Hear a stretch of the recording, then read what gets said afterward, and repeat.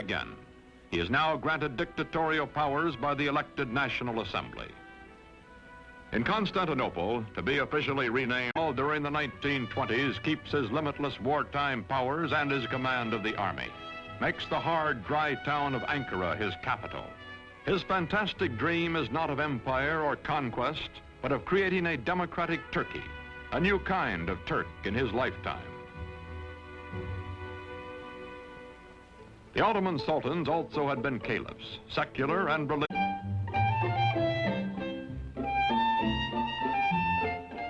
Wearing the fez becomes an act of treason. European hat makers unload in Turkey. But woe betide the foreigner who dares laugh at a Turk in his new hat. More than 90% of Turkey's 13 millions are illiterate. Mustafa, who earned in school his second name, Kemal, meaning excellent, himself takes charge of replacing the difficult obsolete and insists that all Turkish women adopt Western clothes. Gives them equal proud, fiercely disciplined bearing which annoyed his superior officers years before, does not change now that he acknowledges no superiors. The men around him treat him as emperors and primitive chieftains and modern dictators are treated. Flatter and yes him, seek the smallest of privileges, such as lighting his cigarette.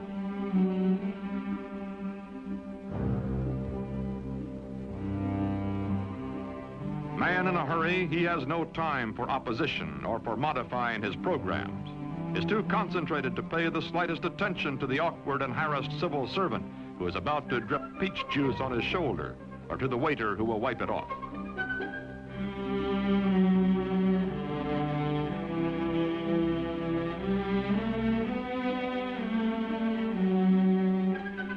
Although gossip is rife of his spare time affairs with women, of private drunken orgies by which Atatürk relieves long periods of relentless labor, this monarch in mufti never loses his public dignity, even at play. He is adored, also respected, also hated and feared and ruthless in dealing with those who oppose him.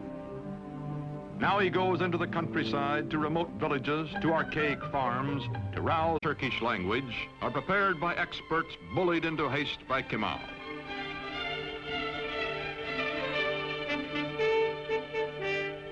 To make a modern nation capable of government by the people, all Turkey must be sent to school.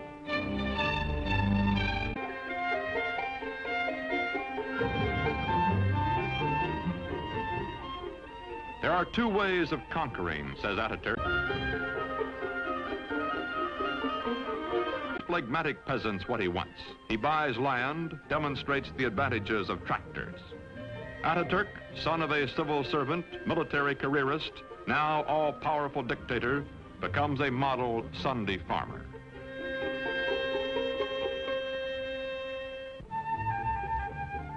The world is anxious to restore good diplomatic relations with Turkey. From the United States comes Ambassador Joseph Clark Grew. For this revolution and high accomplishment, one man is primarily responsible. The name of Gazi Mustafa Kemal will forever be associated with the development, founding of the new modern Turkish state, and will forever be inscribed indelibly upon the rolls of history. Türk milleti taben demokrattır. The Turkish nation is democratic by nature. Zaten çok yükselmiş bulunan Amerika milletinin Türk milleti. I have no doubt that the American nation, which has gone so far in this ideal, is Turkey's friend in her aims. Bütün beşeriyeti birbirini sevmeye. This will not be all. Perhaps it can lead to a world of love, with all old prejudices erased, with all nations coexisting in peace and prosperity. When the Great World Depression of the 1930s slows down economic reconstruction in the country, Turkish people by the thousands wait for Atatürk to bring him their troubles and their problems. To the man in the street, Atatürk is his personal boss and his personal friend, willing to listen, wanting to help.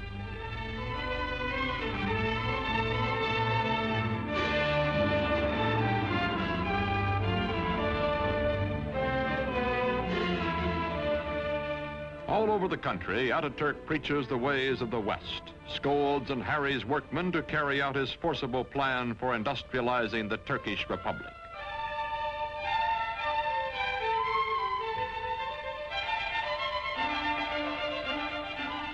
Turkey begins to move into the 20th century, builds dams, mills, factories. The tempo is fantastic. Industrial production under Atatürk increases tenfold. Still, there are growing pains, a poorly designed and poorly run heavy industry operating at a loss, profitable light industry deliberately run at an excessive profit to cover the deficit. Turkey's textile mills being a notable example.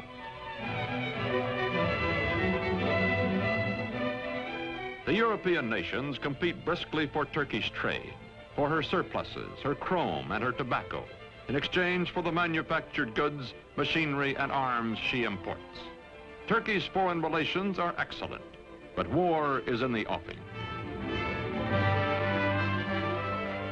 Atatürk hopes Turkey can remain neutral, as indeed she will do during most of World War II.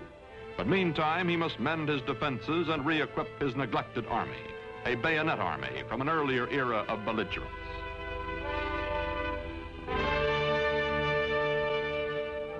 Turkey's dictator has said, Hitler will lead a dynamic nation to destruction by whipping its passions, and Mussolini will play Caesar.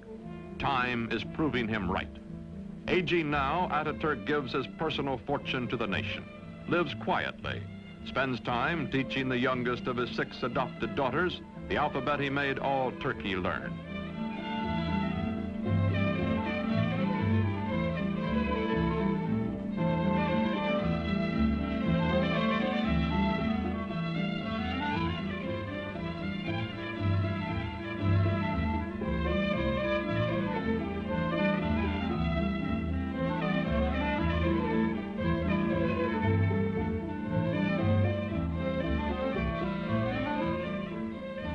Watching his young nation, Father Atatürk believes in her democratic future and has preserved for her under his autocratic rule the Republican Constitution and the secret ballot which will elect his successors.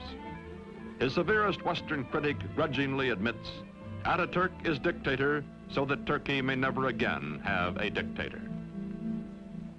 The Shah of Iran is among the neighboring rulers who come to admire Atatürk's prospering, progressive nation. The Emir of Transjordan comes. The Arab world is impressed by Turkey, but later when nationalism develops throughout Islam, none of its leaders will have Atatürk's genius or his convictions.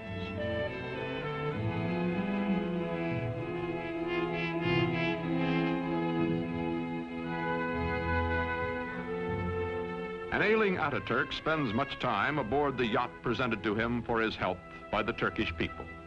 Long ago, he has said, I will lead my people by the hand along the road until their feet are sure and they know the way. Then my work will be done.